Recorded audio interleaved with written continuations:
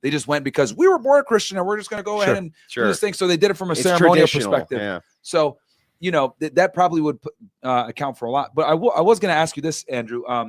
What are your thoughts? Because I really want to get your take on this. What are your thoughts on all these like OnlyFans women that are like converting and saying they found God? They're turning to the church. Like, I'm sure a lot of them might be genuine about it. But, you know, people ask me often, do you and your wife debate? Do me and Rachel debate? We don't really very much. We debated on this issue. She's more anti-feminist than you are. Unless it's about the moon. Rachel is, she's twice as brutal and she's more based than me. It's just the truth, right? She is. She's awesome. Hardcore against feminism. And the thing is we debated back and forth on this issue. Like, what is it? And we both kind of settled on, it's about control.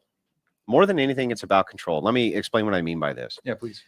When it's the case that you're a 21-year-old girl in this society and you go on Instagram and you post a little nudie of yourself or a bra pic or something like that, instant validation, man. 20,000 likes. Girl, you're so beautiful. You're so gorgeous. You're the best. You're the this, you're the that. But just like with podcasting or other events of fame, it's scalable. So if you're a man who's making $20 million a year, and you go down to $1 million a year, you think you're a failure. You think you're a failure. You're failing, right? Even though you're wildly successful, right? But you think you're failing. And the same thing, your live chat starts to decrease, things like this. Even though you had 50,000 and now it's 15,000, which is still massive, you feel like you're a failure. Women have the same exact thing when it comes to validation from men to garner attention from the opposite garner attention. Yeah. Good so point, they go, oh man, 20,000 went to 10,000. I'm a failure. I'm failing. I don't have the instant validation button anymore. And now we fast forward to when they can go to church and have control for what? Instant validation. Instant validation. And so what happens when Nala Ray converts and posts that to Instagram? What happens to the validation? It's a new form. It's a new toy. Oh my God. It's 100-fold what she was getting, right? That's what I think it's about, is control, and not necessarily just the control over the men in the church, but control over that idea of validation, the control over the idea that, wait, I can't get this dopamine. I can't get the validation like I used to anymore. But this conversion, man, like look at Nala's progression. Anytime she's people forget about her, somehow she pops right the fuck back up, right? Talking about how whatever podcast abused her, right? And Smokey Man Bad. Suddenly it's a million. Oh, girl, I can't believe it. Well, it's a validation machine. Brittany Renner did it with Islam. I've seen plenty of girls do it with Christianity, like these religions that want to save people. To Brittany Renner, man. The last time I saw her, she was in like some hijab. But am I wrong? Time she looks like Jackie Brown with. and I wanted to get your take on this because, like, you know, obviously someone who's like an Orthodox Christian and actually like practices and understand there's a real barrier to entry. Like, I was like, well, I want to get Andrew's take on this because I've seen a lot of girls either do it with Christianity, like I'm converted, I found Jesus, or even some girls like if I it found was Islam. The case really that they were converting because they had made a mess of their life and they were sorry about it, you'd never hear from them again. There you go. That's a good point. Yeah, you would never hear from them again. That's what they would do, or you would hear one last thing. You would just hear, "I'm really sorry," and in humility and repentance, right? I'm going to go take some time with the church and my church fathers to get my shit together. And maybe they come back in 5 years. Great.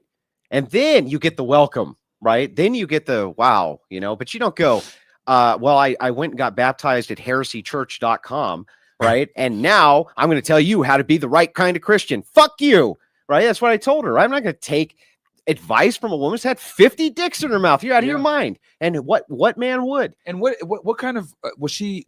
Was it non-denominational or non-denominational? And she started her own ministry immediately, which was exactly what I said would happen. Stephen Crowder did a whole expose on it. She started. Women could be ministers? No, but she started an online ministry. It sounds profitable. Where she called herself. She calls herself on the online. That's why I asked Andrew on this. Have you seen the website? No, I haven't. Oh yeah, she called herself. She's got about 50 courses. I'm not even joking. How to like stop doing porn. How to be a good steward of your wealth for God, and all these sorts of things. Just course. Just cashing in on another way. And it's all. But here's the thing: all of that promotion that she did led to the selling of those ministry courses with her and her husband. And she calls herself a minister. She calls herself the ministry of. And so the thing is like the whole thing, and by the way, I called this before anybody. Oh, you right? Okay. Called this that she was a minister before. I said, you're going to do a ministry. I can see it. No, I'm not a minister. I'm not. And yes, she was. She was setting the whole thing up. And so the thing that's really funny about it is like I gave her a lot of grace, like I do everybody. You know what I mean? Maybe she's authentic. And I told people back off until we see what she does. I was on a panel with you where I said it. I said, look, I'm not going to say anything about this yet. I see Pearl's going hard. A lot of people are going hard. I'm going to welcome her into the fold until she shows me reason not to. And she instantly showed me reason not to. But for her, the validation, like with many of these women, the validation is they go to Twitter, Christian Twitter. I'm a Christian now, girl. And then the simps, there's as many simps as you could ever imagine. Yeah. The low tier Christos simps, right? The virtue signal simps.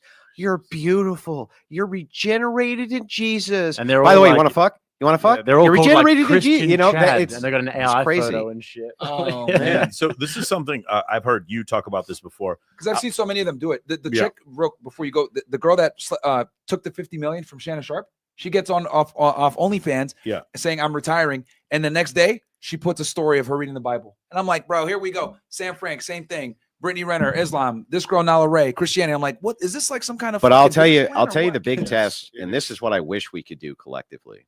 I wish that I could get a message out to like every Christian who even self-identifies as a Christian to just say, look, for 16 weeks, you don't respond to any of these women's social media posts at all.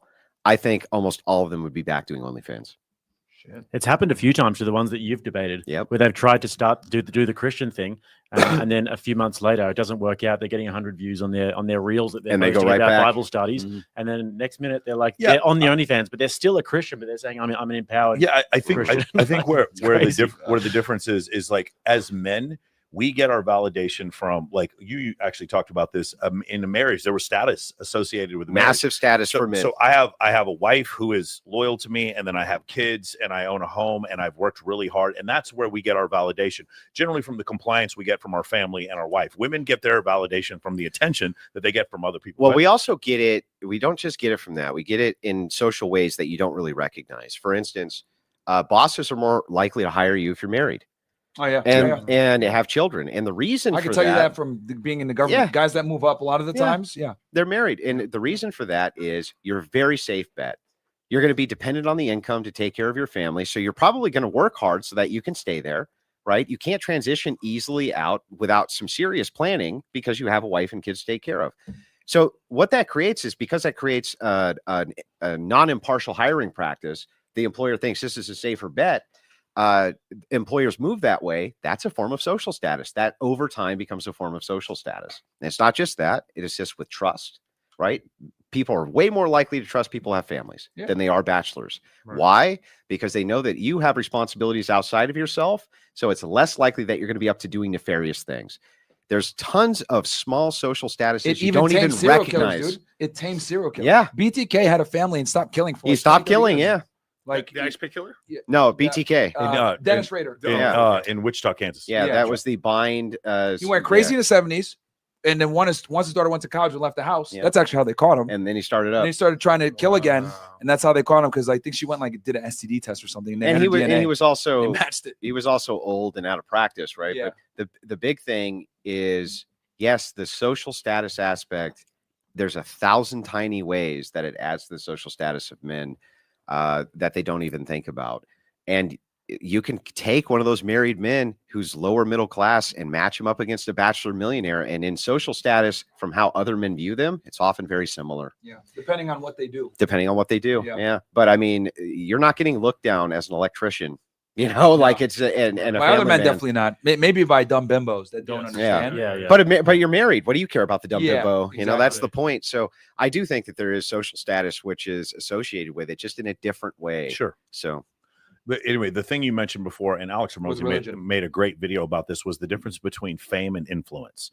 So, and I'll use this example. Alex Hormozi and Brittany Renner are about as famous as one another. Alex Hormozi can fill up a room with 10,000 people. Brittany Renner looks like an idiot talking about having sex with 3 people at the same time. She's famous, and they confuse one for the other. We had a discussion a while ago about female Instagram models, whatever, trying to start their own podcast, and how it would repeatedly fail over and over again because they had fucking fame. Idiots. Exactly, because they had fame, but they did not have influence. Yeah. And so that's one of the things that I think it kind of gets lost, and it's frustrating, right? As a content, we saw that in an election in 2024. Exactly. Yeah. Kamala Harris, A-list celebrities, LeBron James, Taylor Swift, Yes. A-list celebrities that acted. But you're right, they don't have influence. But Trump Myron had all some social influence. Media. Hey, I tried, man. Because I was telling everybody, because we have a decent amount of because like I did my like a little analytic of my audience.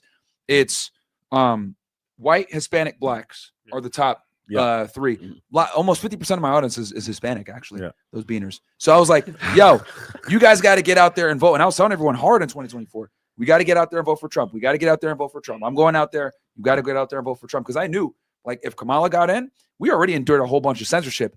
It was only going to get worse with her. Yeah. So I was like, we got to get out there and vote. And then obviously we're in the middle of 2 wars. The economy sucked, all this stuff. Immigration was going nuts.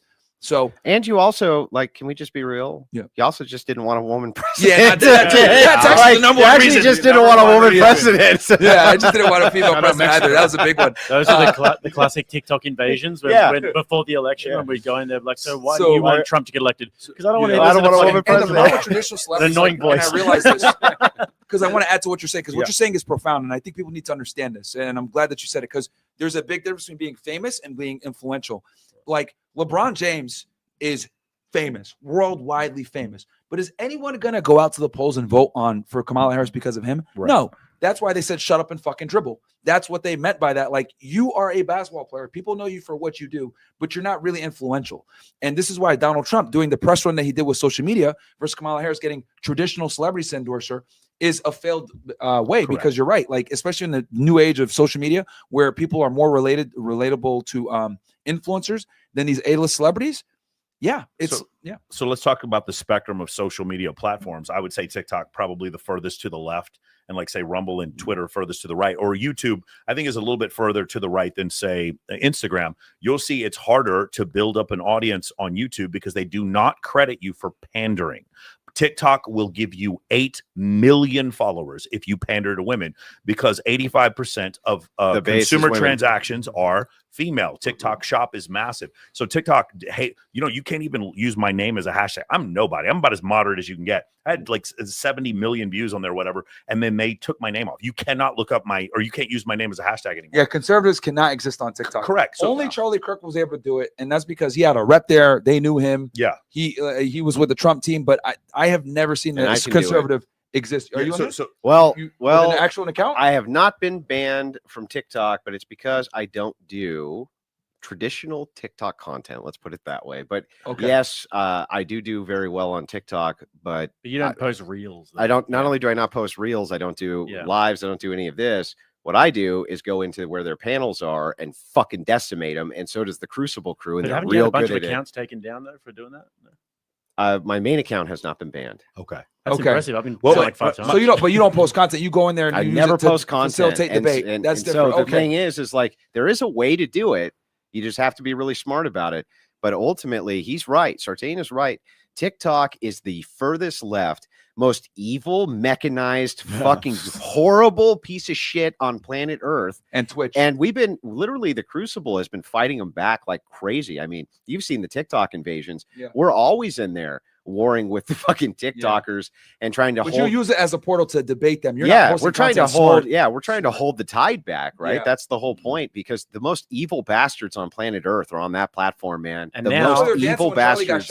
So now there are like hundreds, if not thousands, of people who listen to the Crucible who will be in there at every moment of every day debating these people. At every moment of every day, 24 hours, 7 days a week, there's somebody in the Crucible who's in there on a panel debating. Yeah, this is also when you look at certain women panders, like say Chris GQ Perry or Derek Jackson or something like that, they will destroy on TikTok and they will do nothing on YouTube. Right. Because on YouTube, if you want to see if you have influence, getting someone to watch a 3-hour podcast that you do or a 3-hour live stream, that's influence. Someone is willing to actually sacrifice to listen to what you're doing. If you want someone to watch a 15-second clip, that's fame. That's definitely fame, but it's not influence. And so I think that's a massive difference. Whenever I talk to someone, I always check how strong are they on these different platforms. And I can tell if you're crushing it on Instagram and you're crushing it on TikTok, but you're not doing well on X and you're not doing well on YouTube, I can tell that you pander to your audience and you don't have a ton of influence, but you may have a great deal of fame. And the other thing I want to, we're massive on YouTube. Yeah. That's where we get to do everything. I want to point out one other thing. He's actually politically progressive. I don't know if you guys know who Jonathan Haidt is. He wrote a fantastic book called The Happiness Hypothesis, and another one, I can't remember, The Coddling of the American Mind. He has a terrific book that's just come out, and it's called The Anxious Generation. Yeah. And in this book, he goes over, and this is the reason why I want to bring it up, because this is something that I think would help all of us, and it's on the forefront. It's cutting edge legislation, and that is to ban cell phones in junior highs and high school, make it federal legislation that they are banned, because the studies that show what happens to children when they have the access to social media through puberty, when their brain is forming, it creates basically what you see now. ADHD, high levels of narcissism, high levels of neuroticism, high levels of anxiousness. That's what's going on. And I've gotten to the point where when I talk to a girl, I ask her, when did you get your cell phone? Like that is a very important thing. If a girl says, my mom gave me a cell phone at 12. I'm like, I already know I'm dealing with an anxious, neurotic human being, most likely. And so the thing is, this is one of the reasons why I think Jonathan Haidt isn't as popular as he is. And the same thing with Richard Reeves. They are liberals basically supporting a conservative narrative. And in doing so, that's like Richard Reeves he's a really, really good writer, but like he doesn't have have you noticed how he barely gets any? Oh, he has no play. He has no play at all. Yeah. Why? Is because he's a liberal writing about supporting conservatives when he goes about of boys and men failing. And so the same situation here. I think this is a big deal where I would very much support legislation to get these cell phones out of high school and out of Jonathan Haidt. He's exceptionally popular amongst like the classic smartphones, liberal, right? Yeah, smartphones. Well, like flip phones, not a big deal. As long as they can't access social media, I think that's a great fucking idea. No, I agree, because like we're older, so we don't know what it's like to have an iPhone at fucking 10 years old. Yeah, like I can't even imagine. I didn't get a cell phone and I had a flip phone until I was 18. Yeah, so like. I knew I was dumb. I can look back now and say how dumb I would have been at 14 having unlimited access to pornography on my phone. Yeah, I know I'm stupid enough to do. And I notice this when I like meet younger guys, like they're really socially awkward. Yes, right. Because I go to like a lot of these political events and meet these guys in person. A lot of them are socially awkward, timid, shy. They don't look you in the eye when you speak to them. Like a lot of like these weird character traits that are indicative of someone that's extremely reclusive. And that comes from like, the cell phone, and we don't bully people anymore. That's another thing too. Right. I remember when you were socially awkward like that growing up, you're a fucking weirdo. What's wrong with you? And that would make you, oh shit, I got to like acclimate. So we remove bullying. People are dumber. They're more anxious, etc. I agree with that, man, because I've seen this with younger people. Younger people are dumber than I think our generation. Here's the Jake's irony. A fucking bully. Yeah, he's a fucking bully. Here's the irony. He's a political progressive, and he's talking about this. And then who's he going up against? Who's saying that social media is not bad for kids? The social media companies, which are then owned by liberals. Yeah. It's become they're eating themselves. It's a crazy thing, because Zuckerberg he met Jonathan Haidt, and he was kind of upset with him. He was very short with him. He was like, I don't agree with your data. I don't agree with your studies or whatever. But it's blatantly obvious the difference between this generation now and my generation that used to bench press, play middle linebacker, and get into a fucking fist fight in high school, and none of that happens anymore. Yeah, but Mike, I reckon it's even way worse. Like you've got kids now who are 2-3 years old who are literally glued to iPads. Yes, I've seen this, and if you take the iPad away from them, they start screaming and crying. Yeah, this is when your brain is the most plastic, when you're in your very early formative years. Well, most parents just want to use those devices as like a pacifier, right? Yeah, it does parenting. I've always noticed it's like fat parents will do that. If I see two fat parents, they've got their kid at the table. When you guys walk lazy. When you walk through the airport tomorrow, and I want to add something to your TikTok thing, because this is something I noticed too, because I've done collabs with so many different people from different spectrums, and what I've realized is like with TikTok, like TikTok and Instagram is like dominated by females. Yes, right, and they can only dominate really there. What I've noticed is influence goes like it'll translate the longer form of your content. So in other words, if you're big, like if you're a big streamer or like you're on YouTube and you do longer form content and people are watching you for 15, 20 minutes, hour plus, that will translate back towards Instagram and TikTok. People will gladly watch your clips and shorts, but it doesn't work the other way around. And this is where a lot of female influencers fail, like what you were saying, because they're big on TikTok, big on Instagram. They could do some dancing, do some dumb shit, but they aren't really engaging past that. So their YouTube suck, right? Or when they stream, their streams suck. And there's not many females that are like, very successful streamers unless I've seen them leech off of men. Yeah. That's why some of these female streamers will pair up with a Neon or pair up with one of these with these guys because they suck. Nobody wants to watch them. So they have to leach off of men for longer. Boy, that sounds familiar. Yeah. So